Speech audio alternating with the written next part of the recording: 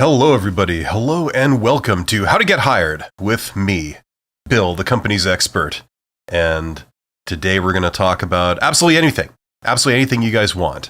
Preferably about jobs, careers, job interviews, resumes, discovering jobs, applying for jobs, any type of job, any type of method to get a job, showing up at the company in person, networking, cold calling, anything.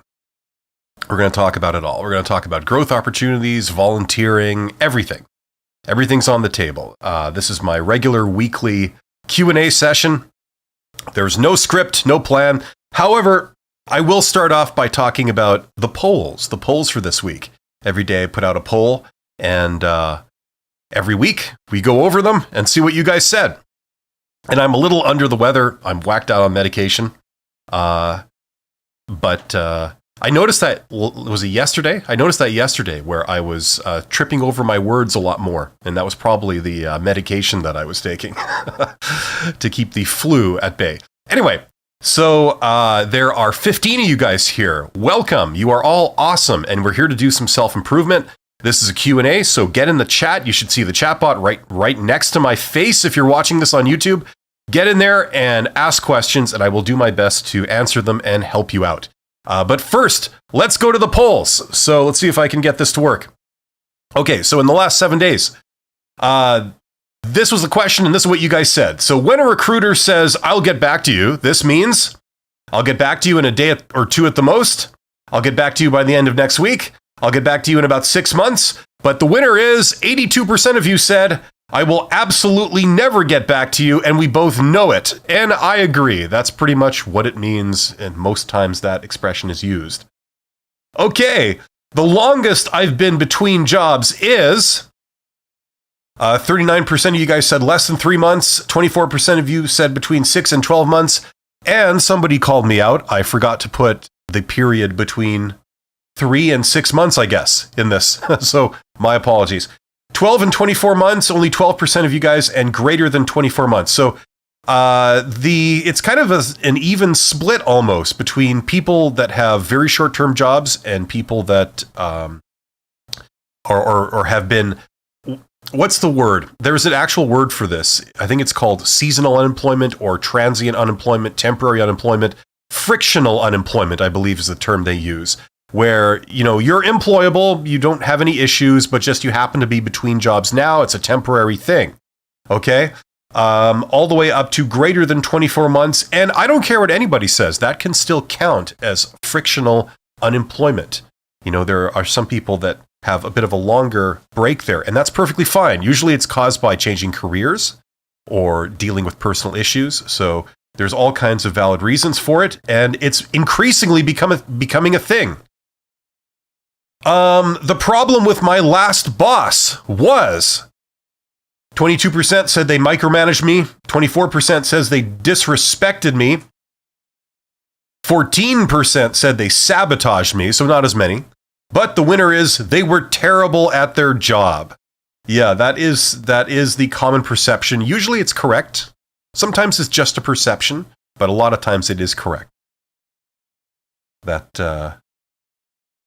That makes sense to me. Okay, here's the joke one, people. The joke one. Once again, every Saturday I put out a joke question that's not really that serious, and I still get a lot of hate for it, apparently. Some people take it very, very seriously, and this has become, for them, it's become a really big issue. So, okay. But I asked the question, why? And then the answer was, the winner actually was because. 34%. Alternatives were, I felt like it. It just happened like that, and who cares? I'm surprised. I thought who cares would win, but there you go. The answer to the question why is because. There's a little story I'm going to tell about that. I'm sure I'll put everyone to sleep when I do, but I'll get back to that in a bit. Okay, here we go. This was another semi-serious one. The company's expert doesn't talk enough about job search, self-improvement, resolving workplace issues, life advice, or llamas. Apparently the winner is llamas. Okay, I will do my best to talk more about llamas today. So llamas and that boring story. I have felt forced to quit a job before, and the reason was not the winner, actually. Bad boss, 25%. Poor compensation, only 13%. This is surprising to some people. A lot of people think the number one reason why people quit jobs is because of poor compensation. That's not actually the reason why most people quit. I've seen so many articles from HR people that they publish saying that. Sorry, guys, that's not true. The winner, in fact, is no opportunities for advancement. That surprised me. I would have thought it would be bad boss. Traditionally, that is kind of the number one reason why people quit. And if it isn't bad boss, it's bad coworkers. 19% said detrimental effect on my health, and 14% said unethical workplace culture. If you don't know what culture is, it's simply the way things are done here. That's what culture is. The way people act, what people expect, what they consider appropriate, what they consider normal. All of that, that's culture. You sum all of that up by saying culture. How people talk to each other, that kind of thing. My most recent rejection was because the winner was 54% of you said, I didn't sell myself very well. Well, that's interesting because that's something that you can improve, right? That's what we're here to do. Okay, other runners-up where they were looking for something else, that's very, very common. Okay, usually that's the reason why if you don't get a job after you apply, that's usually why. Because they happen to be looking for something in particular.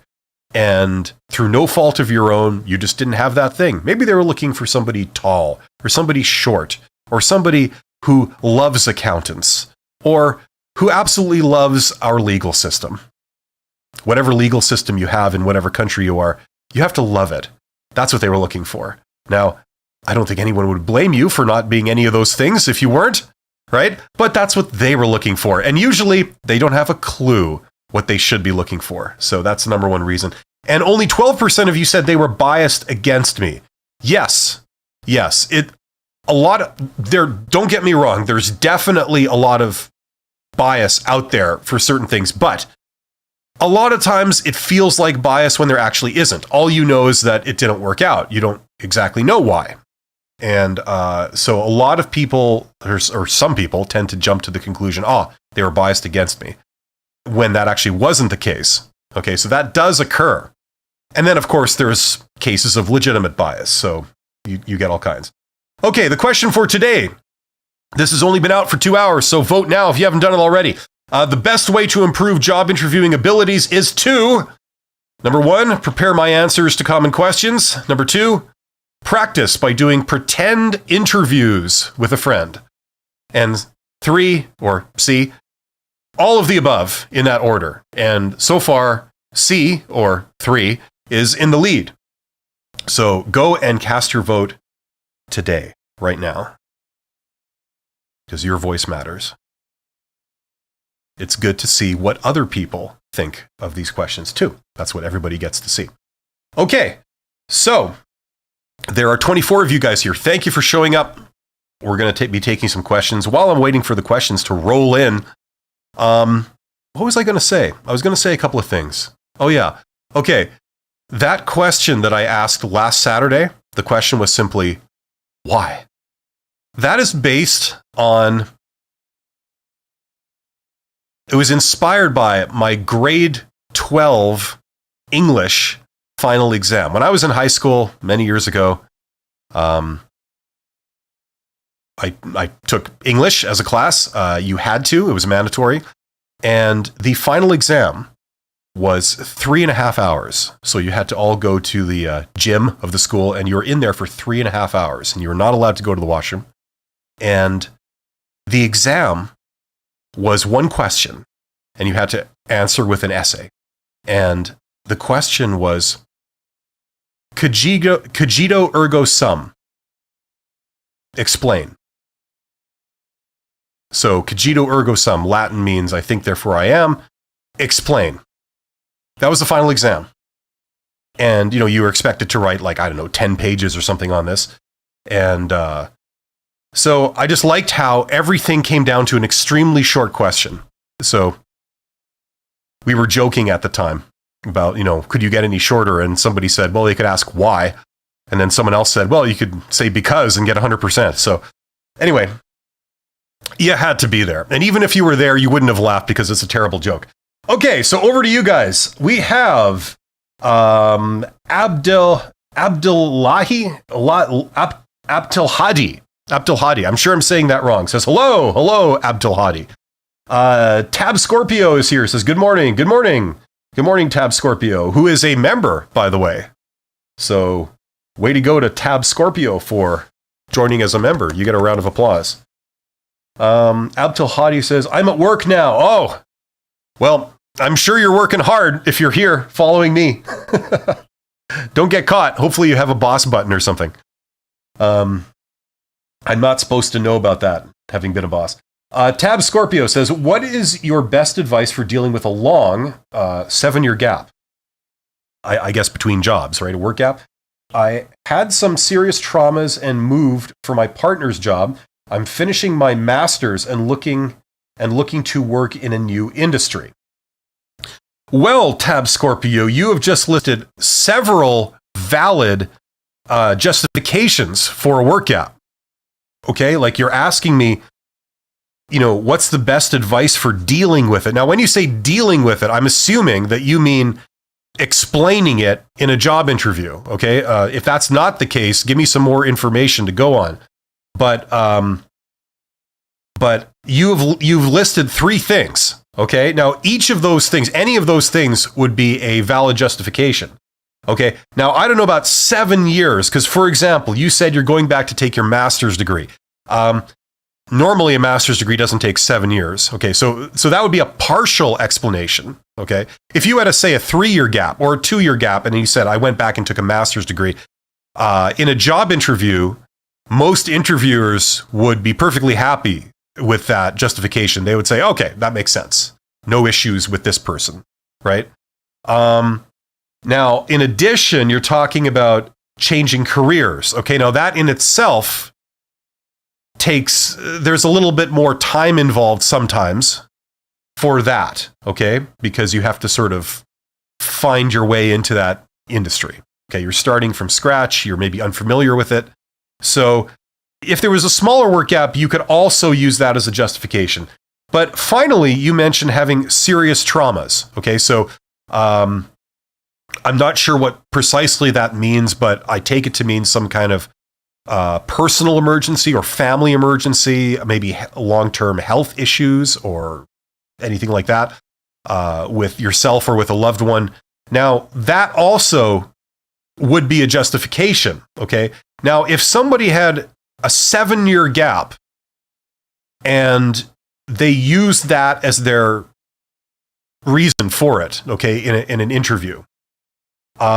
If it were me, and I think a lot of people, that does excuse it and that does explain it, but you would need to give a little more detail to justify 7 years, okay, because like a 1 year, 2 year, okay, gotcha. Now, if it's a chronic health issue with a family member, something like that, then you would say that. You would say, okay, I had to do personal care for my ailing parent or something like that. And, so you're giving a bit more information than just saying it's a personal trauma. If you said serious trauma, most interviewers would want to know a little bit more about the nature of what you're talking about. Okay. However, if you talk about all these different things, you talk about these 3 things, okay, I think that would justify a 7-year gap to a reasonable, typical interviewer, okay? Okay, Tab Scorpio says yes, in a cover letter, resume, or interview, yes, okay?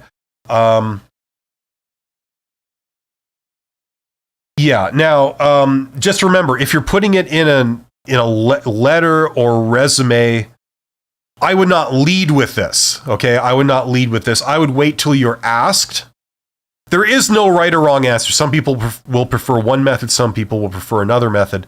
The problem with leading with this and volunteering this information right up front is that you're giving them, not excuses, but you're giving them sort of justifications for bad things. You're opening with that. And usually, if you're trying to sell yourself, you're trying to present yourself as a great candidate, you don't want to lead with your bad points. You want to lead with your good points. This is what I have. This is what I'm awesome at. This is what I can do for you, right? That's usually what you want to lead with. I would reserve a detailed explanation until you get specifically asked, like in an interview, okay? That would just be me, okay? Or if you want to mention it sort of very briefly and casually, if you're writing a big long cover letter, you could have it somewhere in the middle, say, I went back and I took a master's here, right? I had to care for a family member here for a couple of years, and, I'm changing careers here. Something like that, where you're not leading with it, that would be good too. But if you mentioned all three of those when asked, I think for most people that would satisfy it. Okay. The only thing you would do is you would explain your master's degree. You would say what it's in. Okay. Obviously. And instead of saying serious trauma, I would give the nature of it. Okay. You don't have to give any detail. Just say I had to deal with a sick family member, or I met with a serious medical emergency, or I was hurt in an incident, and it took me 2 years in the hospital to recover. Something like that. You don't have to give away all the little niggling details, but just the nature of what you're talking about. You do that, and that should be reasonable, a satisfactory justification for a 7-year work gap. Okay, that would be my take on that. Hopefully that makes sense. Yashu says, "Morning, Bill.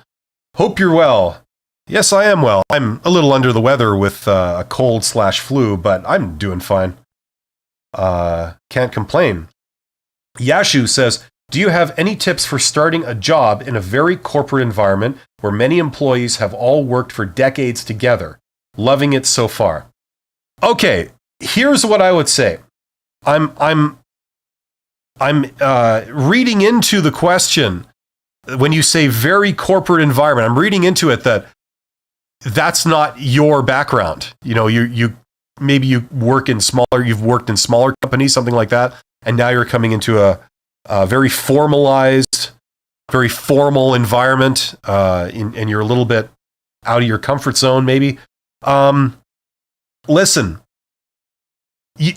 you encounter all kinds. When you go into a new environment with a very tight-knit group of people, they've been working together for many years, they're very tight, they're very close, they know each other very well, maybe they all get along together, and you're sort of coming into that. It can go both ways. We see all kinds. We see people that welcome you in and are very accommodating, and it can be really good. We also see people that really like to keep themselves to themselves, and they're a bit of a clique, or a clique, depending on how you pronounce that, and and that sort of thing. So here's what I would say. Coming into a tight-knit group of employees, something really good. First of all, if you don't want to feel out of place, do basic things like figure out how they dress, okay, and how they act. Okay, you would be doing that anyway going into a new job. If possible, do something basic like a Google image search to see if you can look inside of the company if you don't know. If you haven't been there yet, right? See how these people dress, so when you walk in, you look like one of them. That really helps sometimes. Secondly, hopefully you have some social skills, and you can say hello to people, you can introduce yourself to people. You can say, "Hi, my name is, whatever, Yashu. It's very nice to meet you." And having a sense of humor is really important, okay? Having a sense of humor and being sociable is very important, okay? If you go in with a smile and, you're not wanting to pester anybody, you're not wanting to,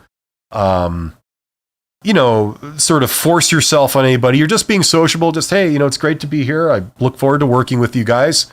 I'm sure I'll pick up everything, how things are done around here as we go along. I welcome advice, that kind of thing."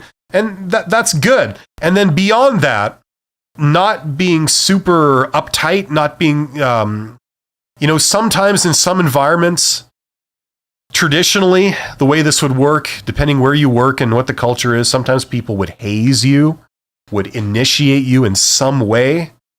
all the way from something extremely minor to something pretty weird and inappropriate.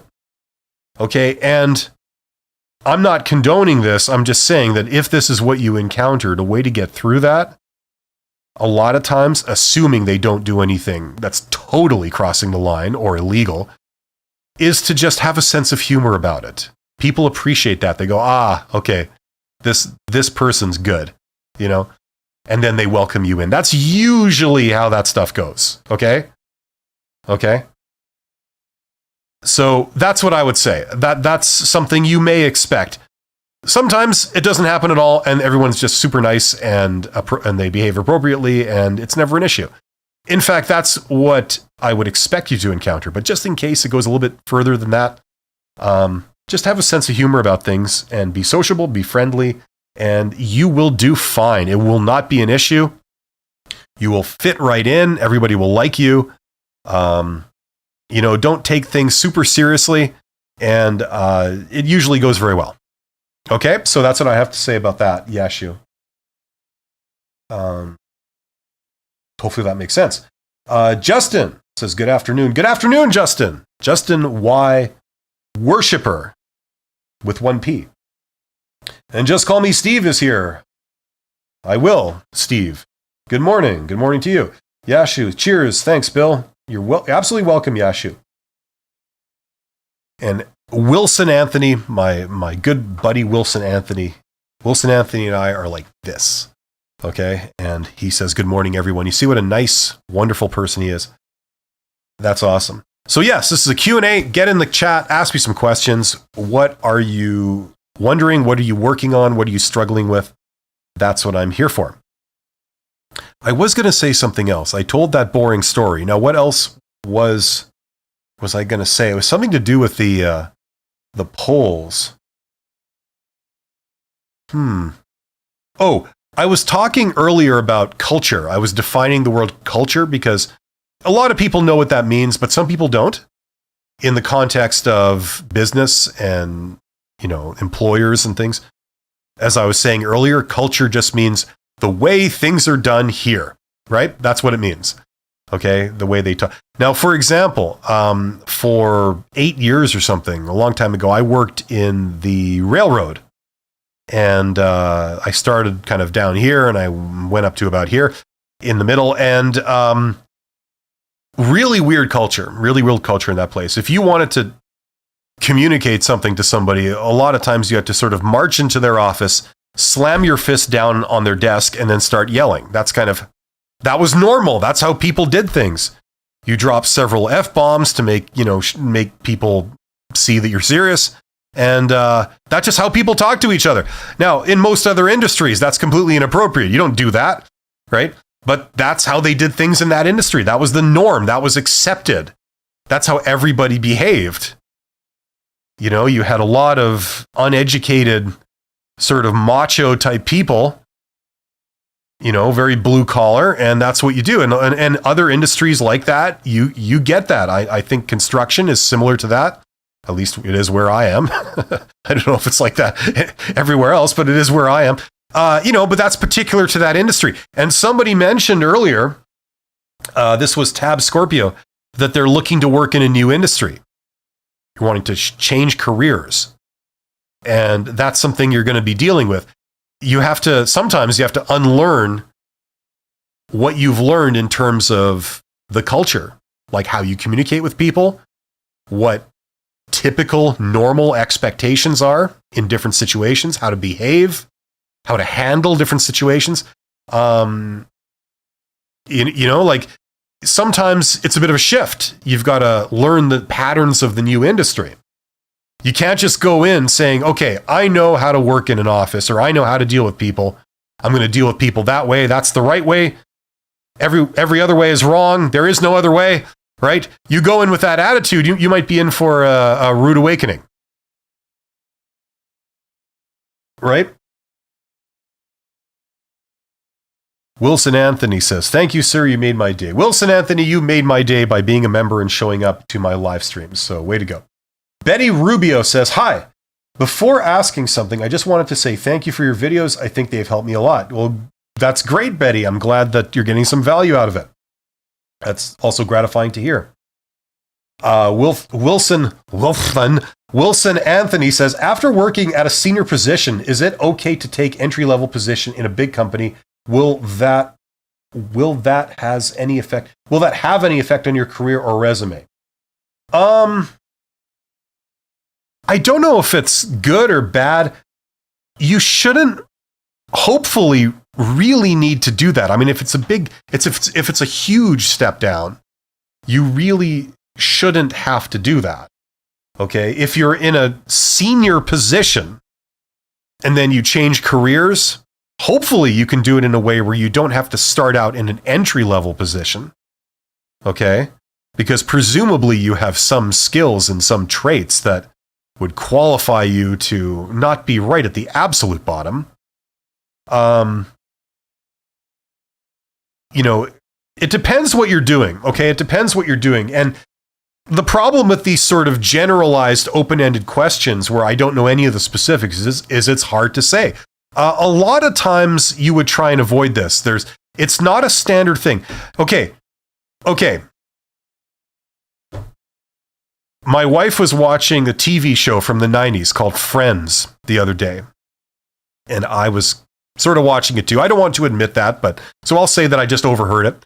But they said they had on the show, this is a fiction, of course, that's a fictional comedy show.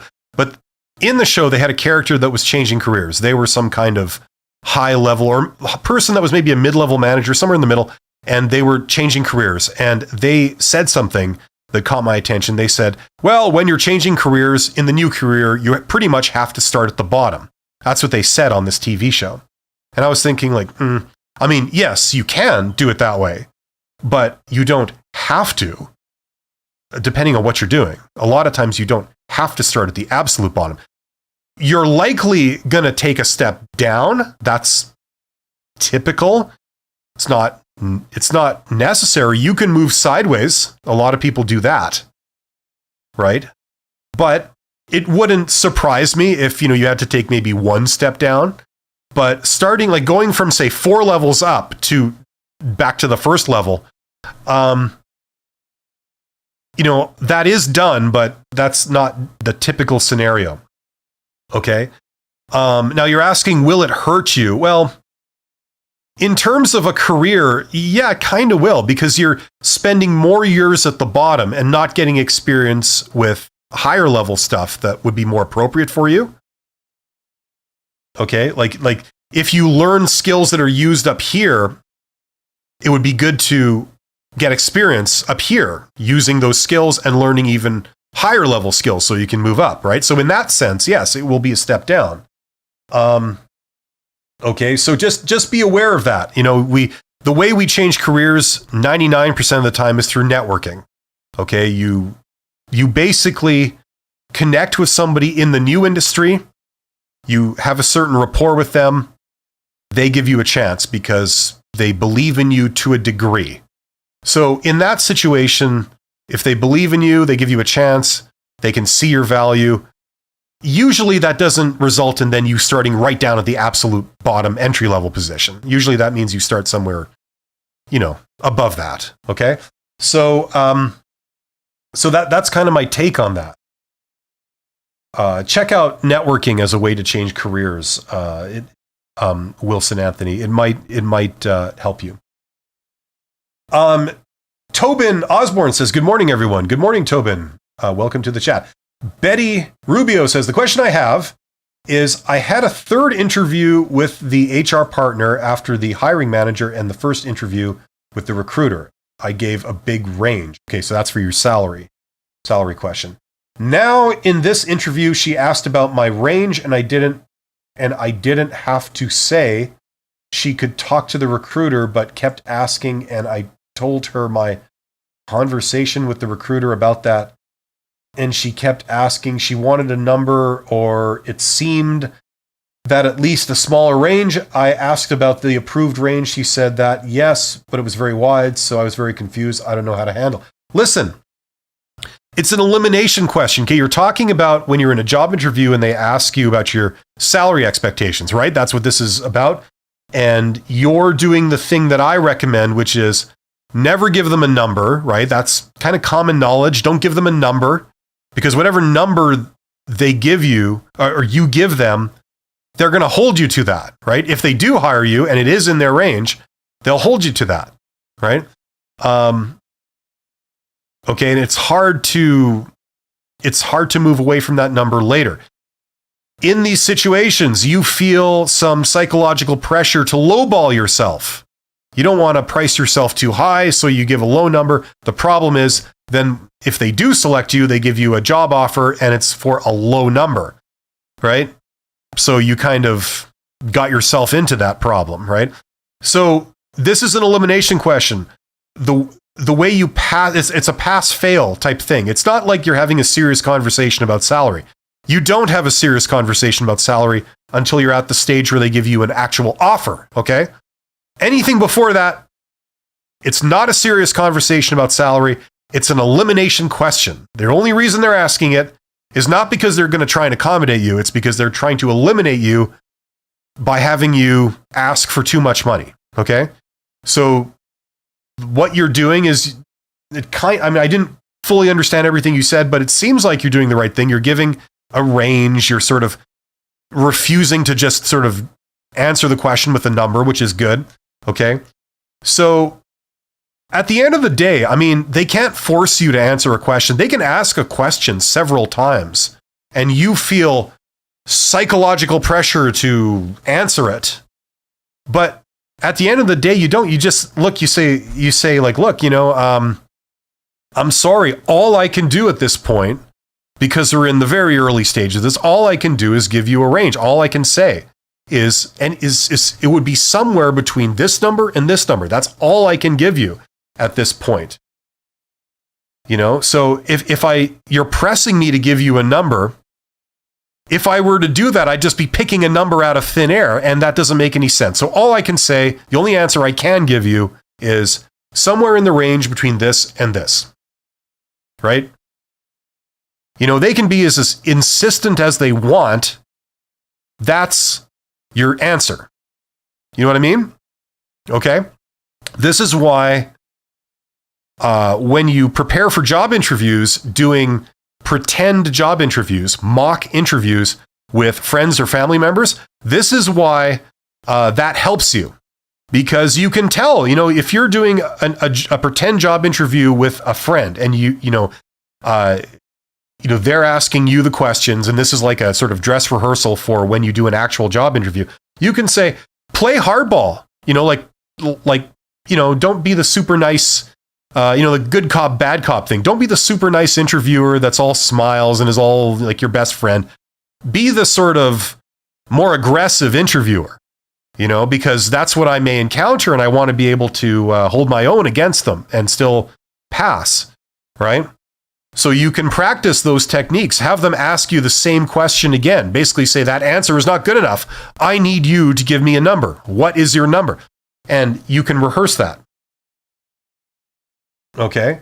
You say, so I was very confused. I don't know how to handle. Listen, they're going to say all kinds of things. Sometimes recruiters are paid to do a few things. One of the things is to try and get some of these answers from you. Okay. Nobody likes to give answers to these questions. So they realize that sometimes they have to be a little insistent. So they might ask the question 2 or 3 times if you didn't give them the number immediately, right? And a lot of people who are not prepared for this will buckle to that pressure. They feel, they asked me the question again. I guess my answer wasn't good enough, so I'd better just forget this whole obfuscation thing and tell them what they want to know, right? That's how a lot of people think by default. And you can be forgiven for thinking this because you're trying to sell them on you. You want to gain their favor, right? You want them to think favorably about you. So it follows that you would be accommodating, and if they want to know something, you would tell them because you want to make them happy, right? But at the same time, you know that if you tell them stuff like this, it can be bad for you. So you feel conflicted. Okay? So in this case, Betty, the thing to do is just stick to your guns, okay? You don't have to be a jerk about it. You don't have to create a lot of awkwardness. You could say, look, I'm sorry. I would really love to tell you that, but it's just not possible, okay? The only thing I can say at this early stage, without knowing a lot of the details behind this job, the working conditions, like everything, without knowing a lot beyond the job posting, is it would be somewhere in this range. That's all I can tell you. And you just stick to that. Okay? So hopefully that helps. That's how you handle these things.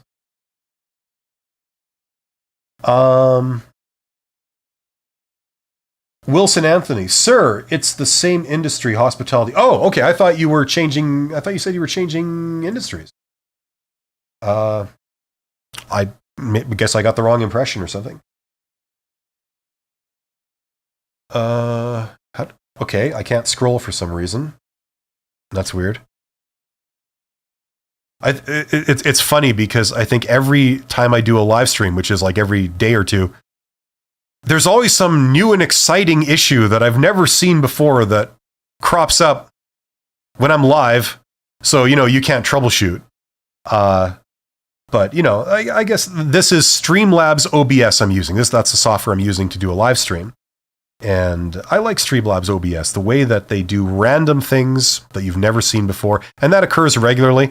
That's what makes life exciting. That's what I think we all want from software. Software that doesn't always do the same thing that it does when you press the same button.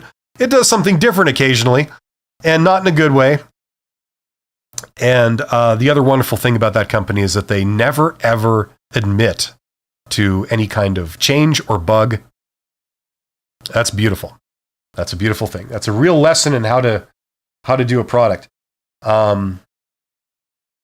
So Just Call Me Steve says, what's your opinion on loyalty to a company? Some people stay beyond 5 years because they love it. They love it there, but stay stagnant. But others move around companies each year or two to pursue higher salary.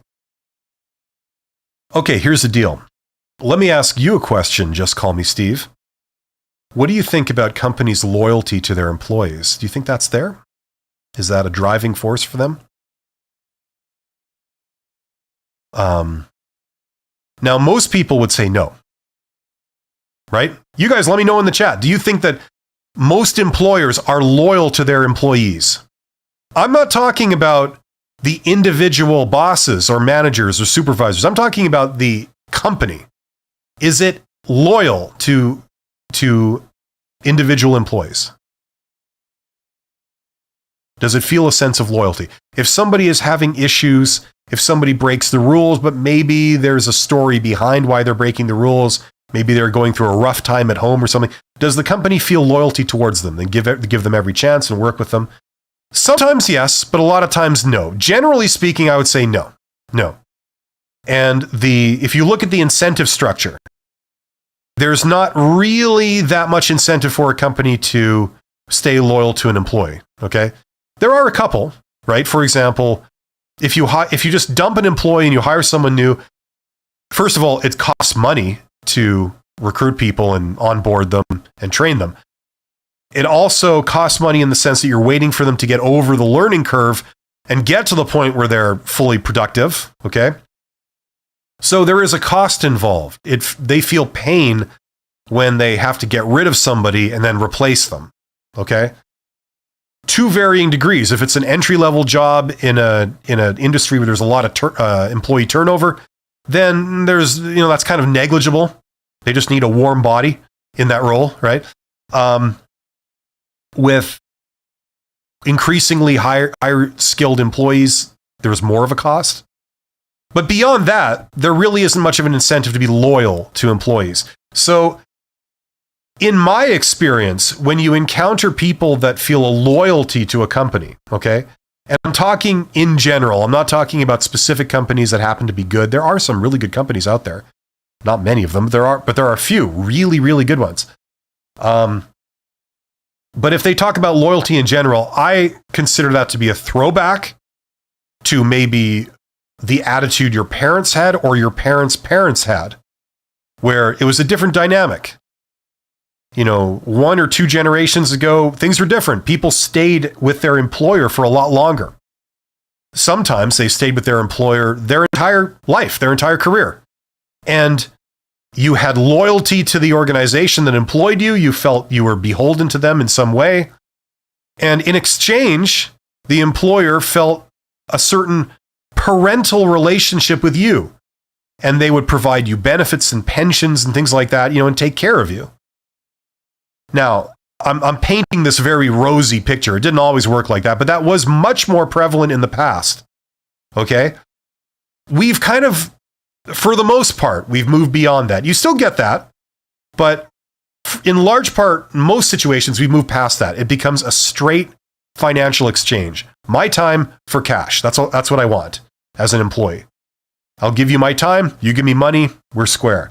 Right? I don't feel any loyalty to you. If another place across the street is paying me more money, I'm going to go there. Simple as that. And we all know this, right? You realize that if you allow them to pay people a little bit more for doing the same job, I'm probably, being one of your better employees, I'm probably going to be going over there and you're going to lose me. So you better make my wages competitive, right? However, the problem with that is that a lot of employees are ignorant, they're unaware. So maybe they are paying somebody better across the street, but the company can just tell you through propaganda and communication that, no, you should be happy to be here. We pay top dollar for your talents. You will never get better compensation or be happier than you are now with us. And the employee listens to this and goes, oh, really? Okay, well, that's good to know. And they believe it, right? And that's how you keep them there artificially. And that's surprisingly effective. So you can tell what my answer is. I would say that loyalty to a company, generally speaking, is no longer a thing. There's no real justification for it anymore. Okay? And if you're asking this, who asked me to just call me Steve? Don't take my advice on this. You said you've seen people that they jump around, right? That's how that's the path their career is taking. Well, you tell me, are those people more successful for having done it? Or are the people that have stayed in one place more successful? Because depending what industry and what situation, you could get both. Right? But you answer the question yourself. Look at them and see what the answer is. Who's going to be more successful? Generally speaking, I would put money on the fact that the people jumping around are the ones that come out on top in the long term. Because number one, you could look at it logically. Okay? This doesn't always depend on logic, but just looking at it logically, if they're jumping around, they're picking up new skills, they're seeing different methods of solving problems. They're seeing different approaches to solving the problem of making money in that industry. And they're adding all those experiences to their repertoire, as it were. Okay, so as opposed to the person who is staying in one place for the long haul, they see one way of doing things. They practice it really well, but they've only seen one way. Okay, now depending on how complicated that is and how long it takes to master, if it's something very simple, then you can argue that after 1 year, you've seen it all and you've mastered it. So if you just repeat that times 20, because you're there for 20 years, it doesn't really bring you much additional benefit, right? So the great thing about LinkedIn is that you can get an insight into people you know. If you connect to people you know, coworkers, and they leave and they go and have their career at other places, you can follow them. In a sense, you can see what they're doing, and you can see their job titles, and you don't see their compensation, but you can see other things about them, and that's kind of a general indicator of how they're doing. So go and look at that yourself, and that'll give you the answer for your particular situation. Where was I here? Betty, I think I was here. This it wouldn't scroll, and now while I was talking, it scrolled by itself, like 5 minutes later. You got to love that. So I've lost where I am. I think I was here. Betty Rubio. She said she wanted to have a good offer and not have to negotiate so much. However, I managed to continue answering. Okay, this was that story. And without providing any number or anything, she said it was open to hear from them. Okay. But yes, I felt the pressure. It was like 5 questions of the same.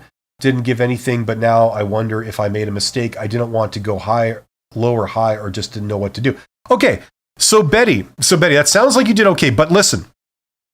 Imagine you're the recruiter. Let's put ourselves in the shoes of the recruiter, okay?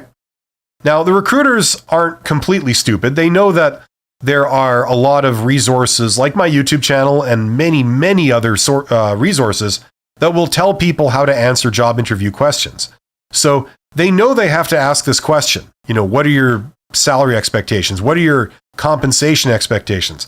They know they have to ask that, and they have to get that from the candidate. And they know that a lot of candidates have been coached on, okay, when you get asked that question, say this thing, right? So they know this. But imagine you're the recruiter, and let's pretend that whether you got paid or not depended on whether you could get a candidate to answer that question and give a number. What would you do? Well, you take advantage of, number one, that whole psychological pressure thing I was talking about earlier, where they ask the question, what are your salary expectations? You give a coached answer. And they don't want to hear that. They want to hear a real answer. So they know that, okay, I'm going to ask that question again. And I'm going to signal that your answer was not good enough. I need a real answer. Give me a number, right? Now, a certain proportion of people will fall for that. That'll work for them. They'll think, oh, okay, I guess that answer wasn't good enough. I better give them the real answer. So they just give them the real answer. And then the recruiter goes, okay, you see, I'm so smart. I broke through their little barrier there, and I got to the thing that I wanted, right?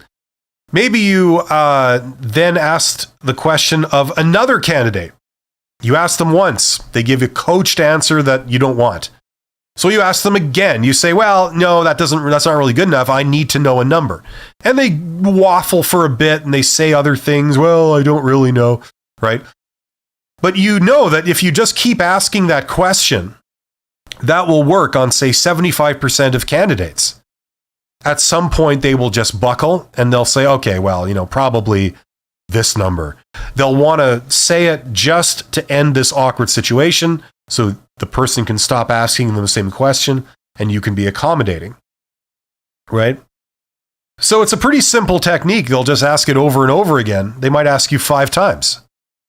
But the way through it is you just got to stick to your guns. It's like, what would you do if they asked you your credit card number and the names and addresses of your children, or like where they go to school or something inappropriate like that you shouldn't give to a stranger. It's just common knowledge. You don't give that kind of information. It's asking for trouble. Right? It's like, I don't care how many times they ask that. You don't give an answer to that. You don't say, oh, okay, here's my credit card numbers just so we can move this forward. No, right? This is the same thing. So you say, look, I appreciate, you're fishing for this. Well, I am unable to give you any more refined answer than what I already have done, which is all I can say at this point is that the answer would be somewhere in this range, from here to here. That's all I can say. And if that range goes sufficiently low, okay, the lower limit of the range is within what they're able to pay, they won't eliminate you because you haven't demanded too much money. Right? That's how this stuff works. It's an elimination question. Are they asking for too much money? Yes or no?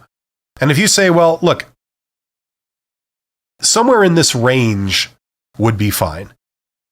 Low number to high number. Like, low number is reasonable, but really low. The high number is still reasonable, but pretty high, right? Okay? You haven't demanded something they can't pay. So you pass the question. It's as simple as that. And you just got to stick to your guns on it. I mean, we encounter this kind of stuff in negotiation all the time. They'll put all kinds of pressure on you. They'll even lie to you. They'll give you like time restrictions. You must tell us before tomorrow or else we retract the deal. Like they'll say whatever they need to say to make you feel pressure to give them what they want. But if it's not within your best interest to do it, you have to stick to your guns. It's as simple as that. And as I said, this is where mock interviews can help you because you're used to someone doing this. You're like, oh, okay, I know the deal. Yeah, here we go. Yeah, and I say this and you say that. Yep.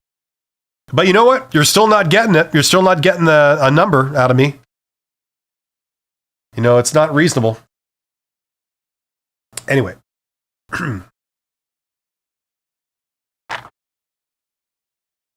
There's still 29 of you guys here. I thought I'd manage to clear the virtual room by going so long about that. Okay.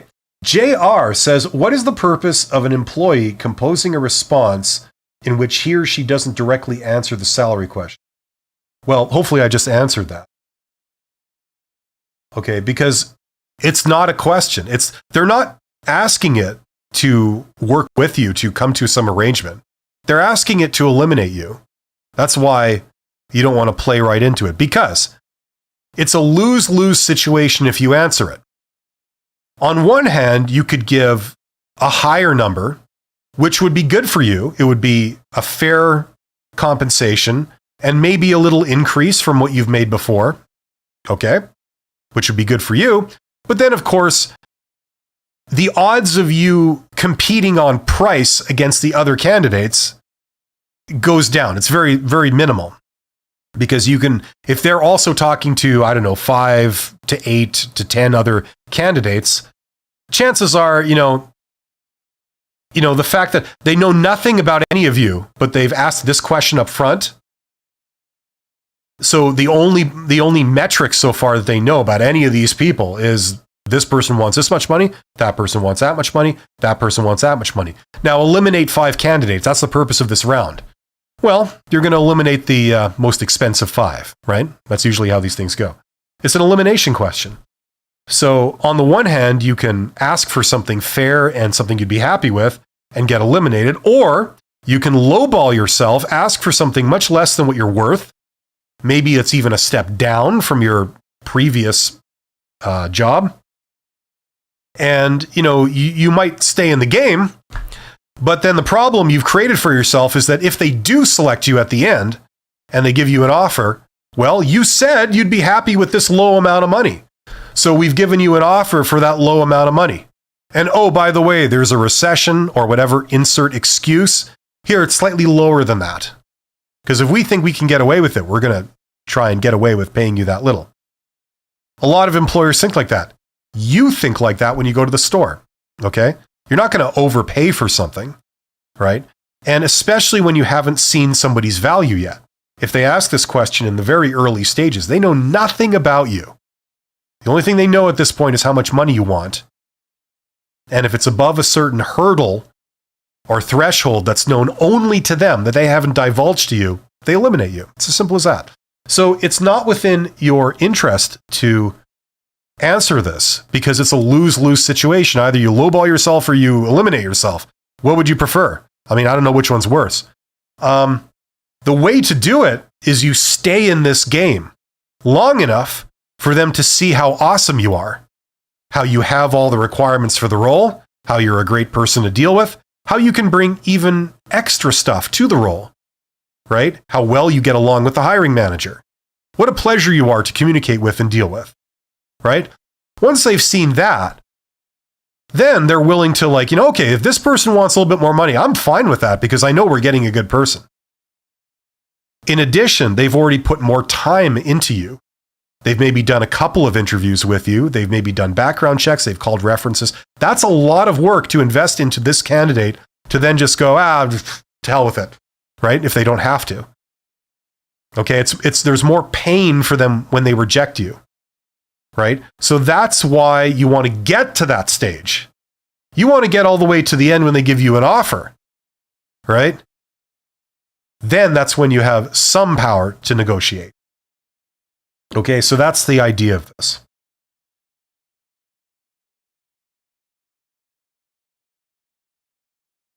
Hopefully that makes sense. I think I already went through this Betty Rubio question. It was like 5 questions. Yeah, I did that. Betty says, LOL. Okay, thank you, Bill. Well, hopefully that makes sense. Ian Gardner says, ha ha ha. Hopefully that's in a good way. Hopefully in a good way. And you're not reacting to my hair. Just call me Steve says, good point. Hopefully you're talking to me. Good point. Thank you. I'll just imagine you're talking to me. You're absolutely welcome, Steve. So that's the last question I have so far. So I am probably going to sign off in a minute or two if there isn't any other questions. If anybody has any last questions they'd like to ask, there's 33 of you guys here. Thank you for joining me today. Hopefully you're getting something out of this. Yeah. Always remember. I don't know what the exact number is. I don't know if anyone knows the exact number, but it's something like 80% of all jobs that are out there are not posted. They get filled before they have to post it publicly. Okay? Posting a job publicly is very expensive for companies. How much does it cost to just say, oh, I know someone for that? And you call them up and you say, hey, we might have something over here. You want to come and talk? And then you have like a coffee with that person and, you find out that they would really like to work for the company and they're relatively free and they would jump at that opportunity and they have all the right attitude and all the right skills. You're confirming that they do and they're enthusiastic about it. So you say, sure, you seem to have everything we need. I'm just going to talk it over with my colleagues. And if they agree, they will bring you in to meet us. And if that goes well and they all say yes, then you're hired. How expensive is that? That's not very expensive. Okay, you take maybe an hour of several people's time, maybe 2 hours in your case, and you get someone that's really good. Alternatively, you can post the job publicly. That means you have to hire an HR person if you don't have one internally. If you have one internally, you're consuming their time. Okay. You have to create a job posting. You have to all mutually agree on what's going to be on the posting, what the requirements are. You have to think through all of that. You got to post it. You got to promote it. That costs money. And then you've got to filter the hundreds of applications you usually get. A lot of them are people that are not qualified or not serious. You got to filter all those out. You got to go through piles of resumes. Then you've got to do multiple rounds of job interview. That consumes everybody's time, blah, blah, blah.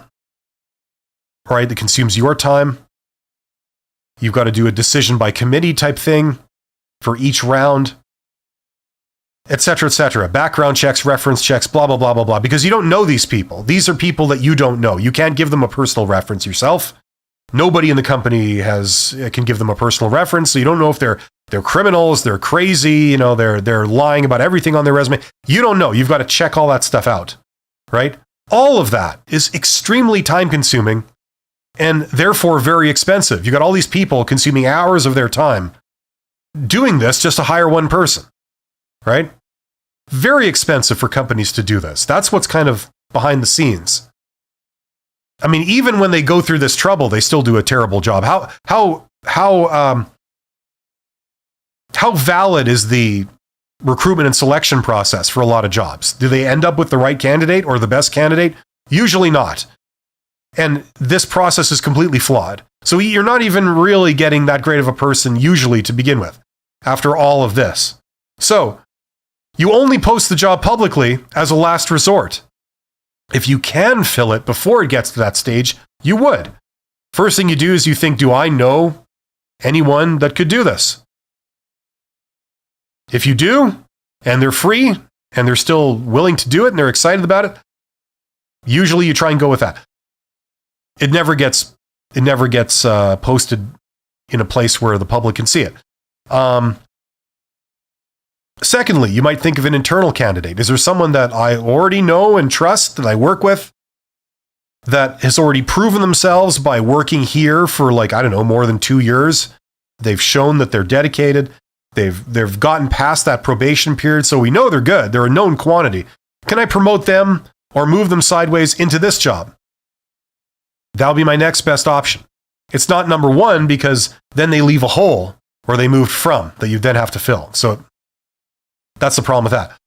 The third option is, okay, you march down to your HR department and you talk to your recruiters and you say, look, do you have any resumes on file of people that you've vetted recently, that you've interviewed, that you made a note, this is a good candidate, and maybe they were the runner-up, or there was some issue, but they're very good. Do you have any of those people? Any resumes from very recently? People that are free now, they want to work here. You already have done that work. You put that work into them. Would any of them be a fit for this job? That's the third place you look. Okay, so if you look in all three of those places and the answer is no, then finally, if you still can't find anyone, then you have no choice. You post the job publicly. So those are the jobs that you see posted, okay, that have got to that stage. Most jobs are filled before they get to that stage. Okay, now there are some exceptions. Government is one. Certain multinational companies, large enterprise, where they have very formalized hiring practices and things like that, they will post it publicly. It doesn't necessarily mean that they really do it fairly and they consider the candidates they get that way. They do it a lot of times, unfortunately, for the illusion of appearing impartial. I have seen that firsthand. But there are some exceptions, but generally, that's how this stuff works. So remember, if you're discouraged over the jobs that you find when you're looking for posted jobs, no one's really looking for someone with what you have or someone in your situation. It's kind of slim pickings. Just remember this. There's a huge untapped amount of jobs, and you can get those jobs. And the short answer of how you get them is networking. Okay? And if you are an introvert, if you are not a very social type person, don't worry. This applies to you. Okay? Thanks to things like LinkedIn, you can do this. You can do this from the comfort of your own home with your computer. You don't have to meet anybody. You don't have to talk to anybody on the phone, to network, to go out and reach out to people. Okay? That's the reality of how this stuff works. If you are an extrovert, there are other avenues you can pursue to do networking, right? You don't have to do it all on LinkedIn, but for a lot of people, LinkedIn is a very, very useful tool, and there's some stuff on there. But there's a protocol to this. There's a lot of principles here. You got to learn those. For example, a lot of people, they go on LinkedIn and then they reach out to recruiters. It's like, no, that's not what I'm talking about. You don't need to connect with recruiters. Recruiters want to be found. They post jobs. They want people to connect with them. Usually, if you apply for a job, it goes right to the recruiter's email, right? So you're connecting with them anyway. That's not what we're talking about. We're talking about going around the recruiters. They're the ones that deal with publicly posted jobs, right?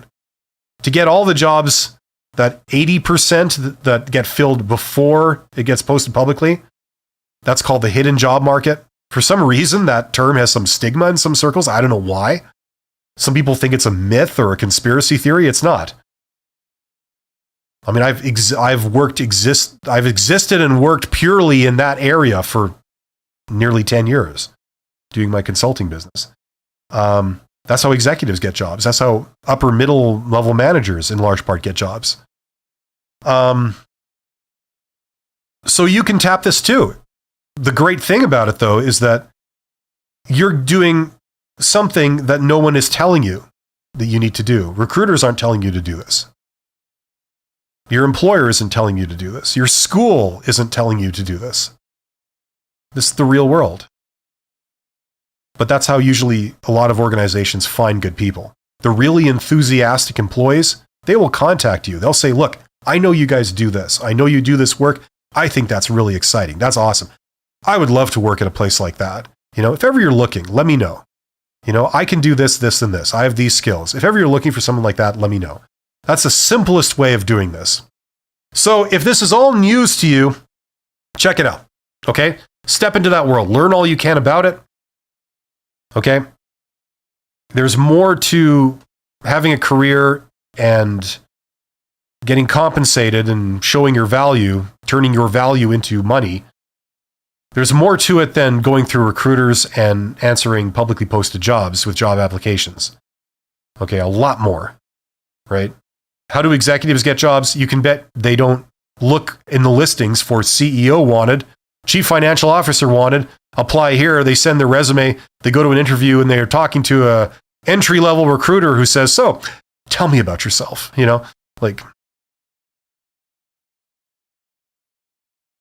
Anyway, if this is all news to you, do your own research, okay? You will be doing yourself a favor.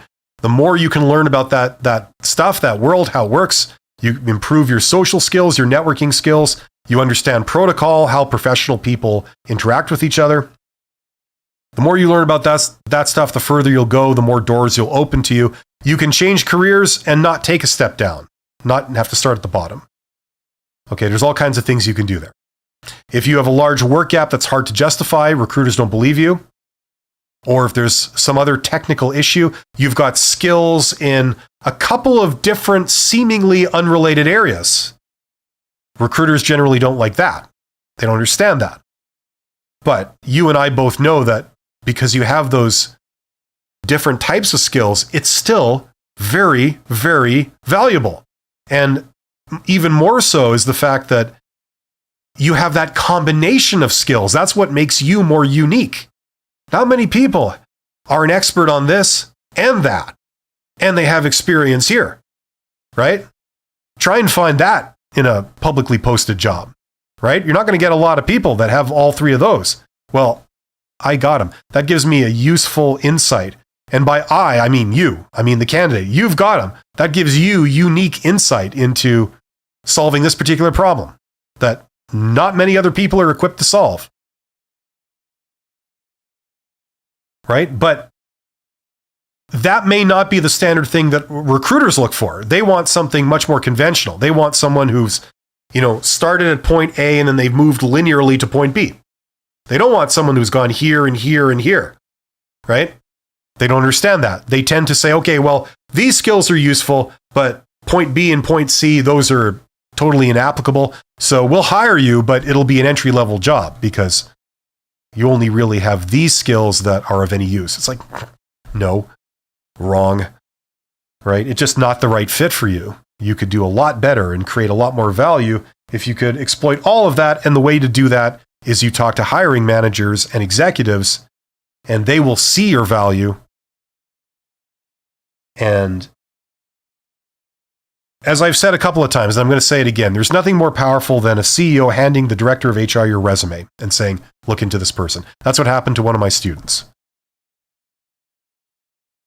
That I made them do this as part of their coursework.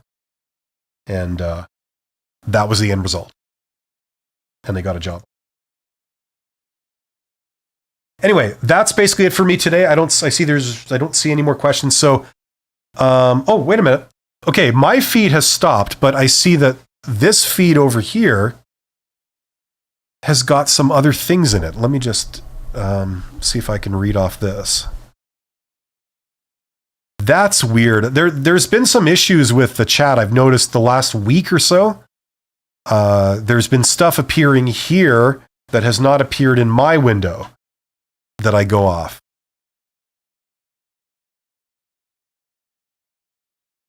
Okay, so yeah, all of that is new.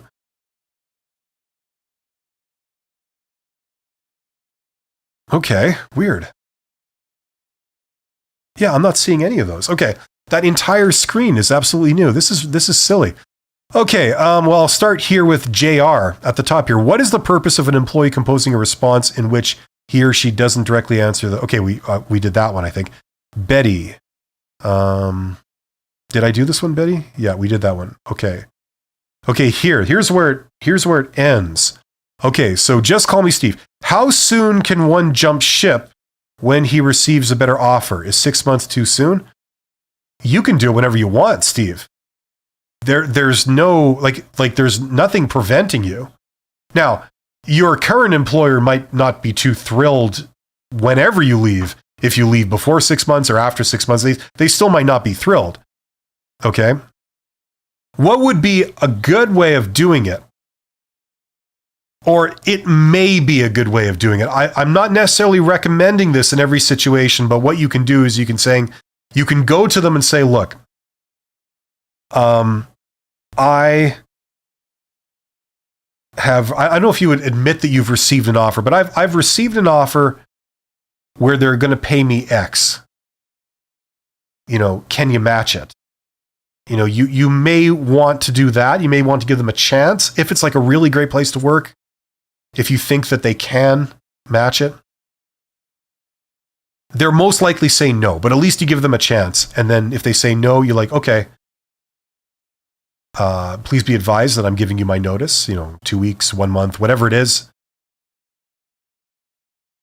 How do you answer the question, why do you want to quit this early? What does it matter? You don't have to answer any questions for them. They're not, they're not the government. They're not anything that you need to, you just say, oh, I just feel like it. Just a personal decision. There you go. There's an answer. Ian Gardner, many times you talk about avoiding salary discussions at the elimination stage. Suppose you have an offer in hand and you are happy with the offer. Should we negotiate for more if we can? Well, okay, those are two separate things. If you have an offer in hand and you are happy with the offer, that's obviously not the elimination stage. No, you don't have to negotiate. If you're happy with what they've offered you, sure, that's great. If they've offered you less than what you would like to see, okay, then there may be a case for you negotiating. Any negotiation, remember, if you're bluffing, or be prepared for anyone to call your bluff. And if you're doing a counter offer, be prepared for them not to accept your counter offer. That's a risk you always run. So you have to read the situation. If you're the type of person that just absolutely wants to play everything safe all the time, you can just accept it, right? But what would be a good thing to do? The way to do this stuff is having the ability to negotiate. That's based on having options, okay? If you're confronted with only two options, unemployment or working here for this amount, you don't really have a lot of bargaining power, right? If unemployment is not really a valid option for you, then you don't really have any options, right? So in that case, you might want to play it safe. Okay, so in that case, whatever they offer you, you kind of most likely would take, right? But having bargaining power comes from having options, okay? If you are doing a job search campaign and you're currently interviewing with 2 or 3 companies right now. Okay, so this week, like today, you got a job offer. Great. In your schedule, tomorrow, you have another interview with another company. And then the day after that, you have another interview with a third company. This is your second interview with them. And that's going really well. And you got a good vibe about that. So you may have other options there. So you may want, in that case, to negotiate. You'd say like, look, okay, you're offering me X. I'm going to see if I can get X plus 20. If I can get X plus 20, I will accept it outright and I will end my other job search activities. Okay. But if you're unwilling to do that, then I don't know. I think I could do better. Okay. So you are in control of your destiny. You don't have to do anything. You could accept it. You could negotiate, but you have to be conscious of risk, right? Anything you counter off or whatever, you have to be prepared for the possibility they say no. And what would you do in that case? Do you have a backup plan? Do you have a plan B or a plan C, right?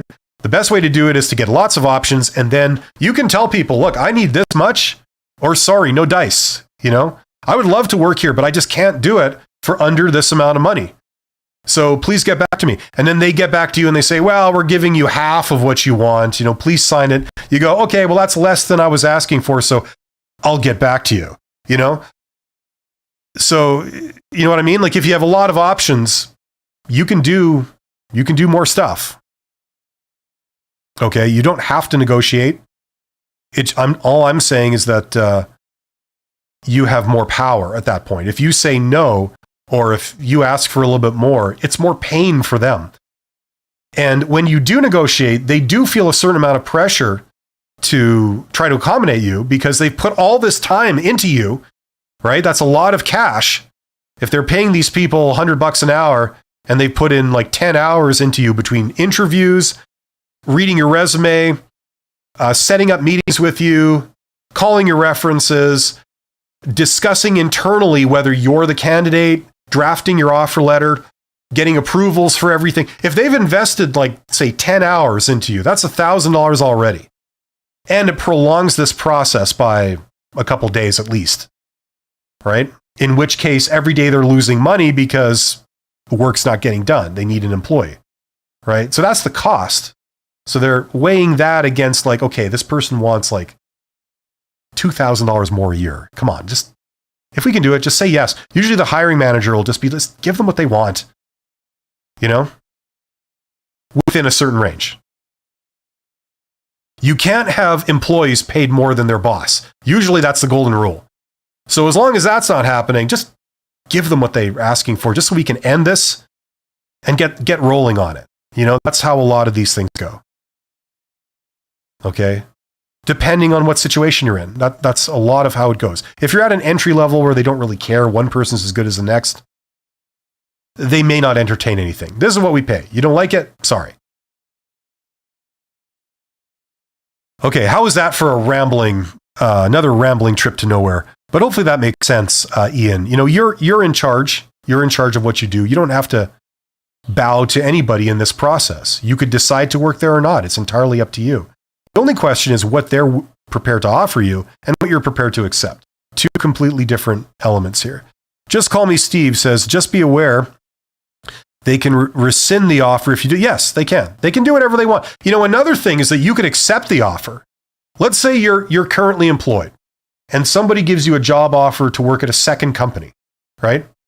So you quit your job and you start working at the second company.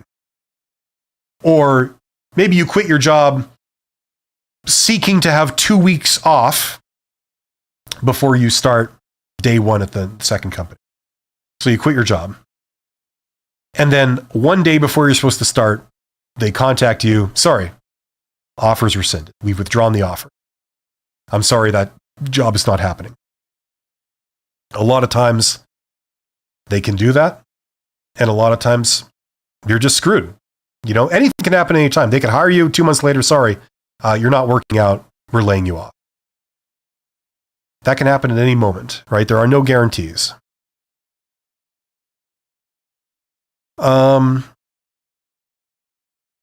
Just Call Me Steve says it happened to me. Yeah, there you go. There's the voice of experience. The writing here is very small, so you'll have to forgive me. Marishka says, hi, Bill. I'm in Canada. Well, what a coincidence. So am I. And the question is, if I accept a contract for 6 to 9 months, may I leave sooner if I find another job at this period? Or maybe this question is out of topic. No, it's not out of topic. It's a perfectly valid question. It's very similar to what I was just sort of talking about. Yeah, you can. Look, either party can break a contract. A contract is just like, okay, we agree to do this. I agree to do this part. You agree to do that part. Okay? And specifically, what you're agreeing to is, I agree to show up to work and do what you tell me. In exchange, you agree to pay me a certain amount under certain conditions, right? So, you know, it's a free country. There's no slavery. People can decide where they work and under what conditions they work. If what that employer is offering is not to your liking, you can walk away.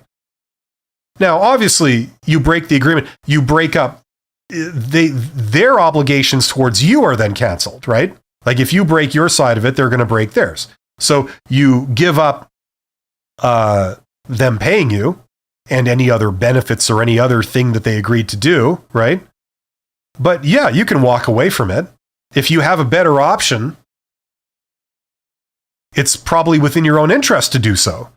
If somebody's offering to pay you double if you come work for them, yeah, that's what makes sense. And think of it this way. When they're in the hiring process and another candidate says, I'll work for cheaper, and they hire them instead of you, well, this is kind of the flip side. Hey, I'm working for you, I'm an employee, but another employer is offered to pay me more. Now, it's sometimes an idea, like I was saying a moment ago, to give them the option of saying, if you can match their offer, then I will happily stay here. And then it's not disrupted. But if you can't match the offer, at least, I'm going to take it. I'm sure you understand. Right? And then they can decide yes or no. Right? But yes, you are perfectly capable and within your rights, and it's appropriate to do it. I mean, read your contract. Just make sure this general advice is tailored to your specific situation. There might be some stuff in the contract that may affect something. So just be careful, right? Like if it says in there that if you quit before this time is allotted, then you give up this and you give up that money we were going to pay you if you'd stay till the end. Something like that. If there's something like that in there, just be aware of it. Be familiar with what you've agreed to. But you're perfectly okay in breaking it. Breaking employment agreements. That's a right, certainly in Canada and most countries. Just call me Steve. Bill, you need to fix your chat feed, but great answers. Yeah, well, my feed is fine. It's just something between YouTube and Streamlabs, the software I'm using. So I don't know what is going on, but I mean, I have it set up correctly. It used to work fine. I didn't change anything. And then in the last week, there's been some issues like this where people's questions is not showing up in my feed. Ian Gardner says, thanks for the negotiation advice, Bill. I really appreciate your time. I ended up with 2 good offers and got a good job. You helped me. Well, great. That's great to hear, Ian, and congratulations. And thank you for saying so. Nick asks, just want to say thank you. Your material and advice really gave me confidence during my interview. I had an interview 2 weeks ago and got an offer 3 days later and now waiting on background. Well, good. Congratulations, Nick. It sounds like it's really going well. And hopefully everything works out and that comes full circle, and it's a great thing. But that's good. Interviewing skills, negotiation skills, communication skills, conversational skills, all of that stuff. The more of that you invest in yourself, the further you'll go. The more opportunities will open up for you. And also being likable. The more, if you meet someone and you have a conversation and then you leave and they think, wow, that person was great. I would love to deal with them more. I wish we could have talked longer. That's a great trait. And it's really not that hard when you know a couple of tricks. So learning that stuff will really help you in life in many ways, and it will last you your entire career. And sometimes even beyond. So, yeah. Anyway, I'm glad that you guys are here and that you asked such intelligent questions today. I'm going to sign off. There's 27 of you. Thank you for being here. I will be back tomorrow with my Thursday stream, which is Side Hustle Ideas, where once again, we have a themed show. So if you are interested in doing a side hustle, something you do on the side that adds to your income, it supplements your income. It's, you want to step into the world of being able to generate value directly from your abilities rather than having to go through an intermediary, an employer who charges a huge premium in a sense, right? You generate this much value, and what they do is they give you this much compensation in exchange, right? But if you've ever been curious about how to do a side hustle, something on the side, come back tomorrow and join the stream then. Anyway, one final thing. If you are interested in learning how to get hired from beginning to end, I put all my advice, all my resources in one place, and that's this course. So if you want to get everything from the horse's mouth, all in one place from beginning to end, check out that course. Link in description. Thanks, everyone. I will see you guys tomorrow. Take care and best of luck.